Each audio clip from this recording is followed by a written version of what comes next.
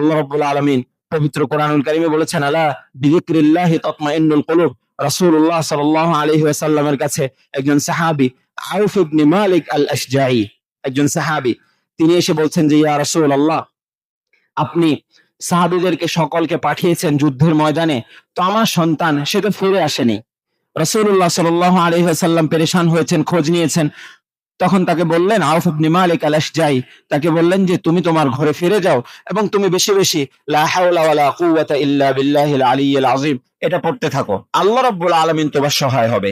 এরপর তিনি রাতভর লা হাওলা ওয়ালা কুওয়াতা ইল্লা বিল্লাহ, লা হাওলা ওয়ালা কুওয়াতা ইল্লা বিল্লাহ এটা পড়ছিলেন এবং তার স্ত্রীকেও বলেছেন যে তুমিও পড়তে থাকো। রাতের অন্ধকারে তার সন্তান বাড়ি ফিরে এসেছে এবং তারা আনন্দিত হয়েছে, খুশি হয়েছে, জিজ্ঞেস করেছে তুমি কিভাবে এসেছো এত দূর থেকে? বলছে যে আমি জানি না, আমার জন্য যখন শিকল বাঁধা হয়েছে সেগুলো আমার জন্য খোলা সম্ভব হয়ে গিয়েছে, সহজ হয়ে গিয়েছে এবং আমাকে আল্লাহ রাব্বুল আলামিন সহায়তা করেছেন। আমার মনে হয়েছে আমাকে ফেরেশতারা তুলে এনে দিয়েছেন এখানে।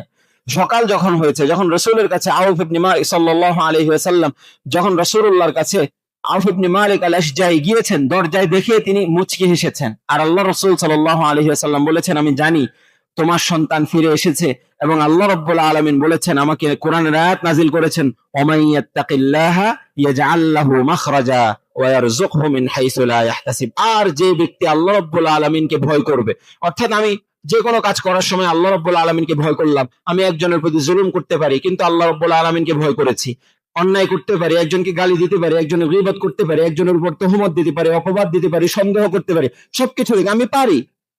আমার আপনার সবার কথা যে আপনি চাইলে একজন সম্পর্কে একজনের কান ভেঙে বলে দিতে পারেন, একজনের সম্পর্কে গীবত করে দিতে পারেন, একজনকে গালি দিয়ে দিতে পারেন। আপনি চাচ্ছেন না যে এই লোকটা ভালো থাকুক, আপনি তাকে বিরক্ত করছেন, ডিস্টার্ব করছেন, আপনি চাইলে করতে পারেন, তো আপনি এটা করেননি। আল্লাহ রাব্বুল আলামিন বলছেন, ওয়া মান ইয়াত্তাকিল্লাহা ইয়াজআল লাহু মাখরাজা, যে আল্লাহ রাব্বুল আলামিনকে ভয় করবে আল্লাহ তার জন্য বাহির হওয়ার পথ খুলে দিবেন।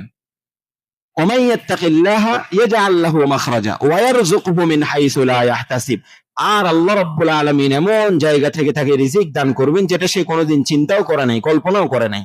আপনার মানসিক অশান্তি, এটার জন্য মানসিক অশান্তি এটা মানুষের জীবনের সবচেয়ে গুরুত্বপূর্ণ একটা অঙ্গন। যে আপনি দেখবেন আপনার সন্তান আপনার সামনে খেলা করছে, আপনার ভালো লাগছে না, আপনার কাছে অশান্তি লাগছে। আপনার স্ত্রী আপনাকে সুন্দর কথা বলছে, আপনার ভালো লাগছে না।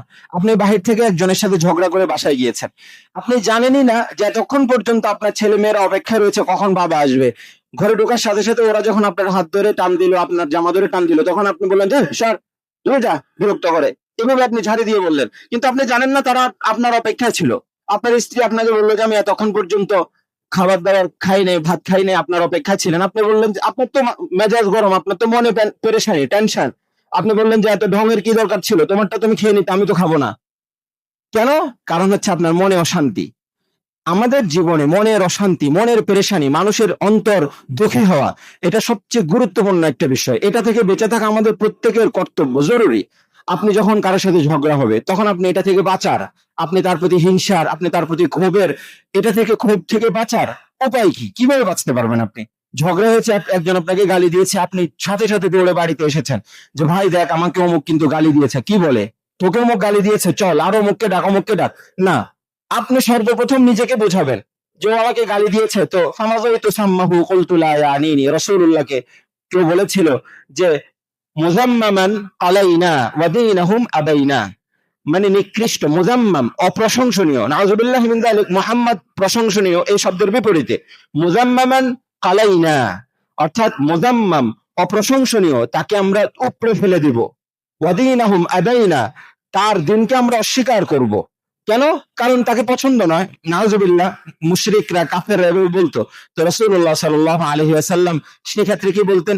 বললেন যে আনা মুহাম্মাদুন লাস্তু মুযাম্মামা, আমি তো মুহাম্মদ, আমি তো মুযাম্মাম নয়, আমি প্রশংসিত, আলহামদুলিল্লাহ, আমি তো নিকৃষ্ট নই।